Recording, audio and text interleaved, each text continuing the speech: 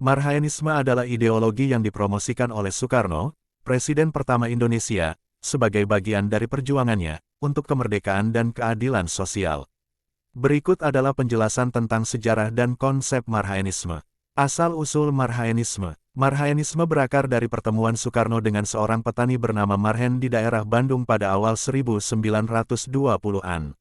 Dalam pertemuan ini, Soekarno bertanya kepada Marhen tentang kehidupannya, dan menyadari bahwa meskipun Marhen memiliki tanah, alat pertanian, dan bekerja keras, dia tetap hidup dalam kemiskinan. Dari pengamatan ini, Soekarno menyimpulkan bahwa Marhen adalah representasi dari rakyat Indonesia yang tertindas, yang meskipun memiliki sumber daya, tidak dapat menikmati hasil kerjanya karena sistem yang tidak adil.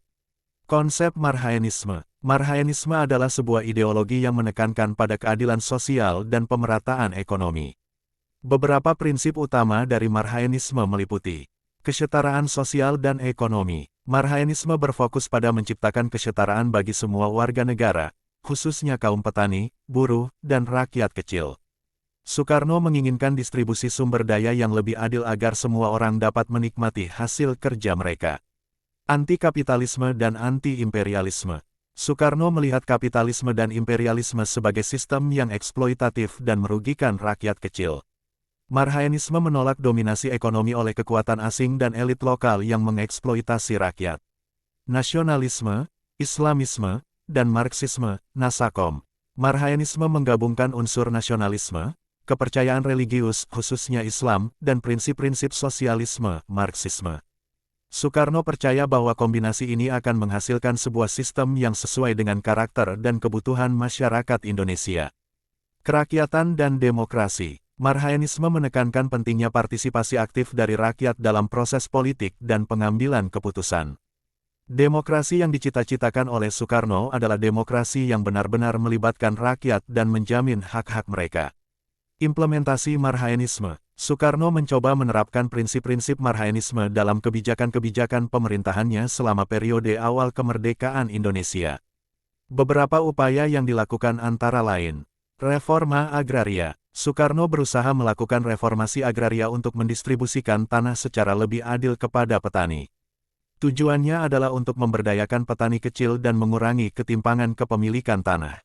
Nasionalisasi perusahaan asing. Pemerintahan Soekarno melakukan nasionalisasi terhadap perusahaan-perusahaan asing yang sebelumnya menguasai sektor-sektor penting ekonomi Indonesia. Hal ini dilakukan untuk mengurangi ketergantungan pada modal asing dan meningkatkan kemandirian ekonomi nasional. Program sosial dan pendidikan. Soekarno memperkenalkan berbagai program sosial dan pendidikan untuk meningkatkan kesejahteraan rakyat dan memberantas buta huruf. Pendidikan dianggap sebagai alat penting untuk meningkatkan kesadaran politik dan sosial rakyat. Pengaruh dan warisan. Meskipun Marhaenisme tidak sepenuhnya terimplementasi dengan sukses selama masa pemerintahan Soekarno, ideologi ini tetap berpengaruh dalam sejarah politik Indonesia. Prinsip-prinsip Marhaenisme, terutama yang terkait dengan keadilan sosial dan anti-imperialisme, masih resonan dalam berbagai gerakan sosial dan politik di Indonesia hingga saat ini. Marhaenisme mencerminkan visi Soekarno tentang Indonesia yang mandiri, adil, dan sejahtera. Ideologi ini menjadi salah satu warisan penting Soekarno yang terus dipelajari dan dibahas dalam konteks perjuangan untuk keadilan sosial di Indonesia.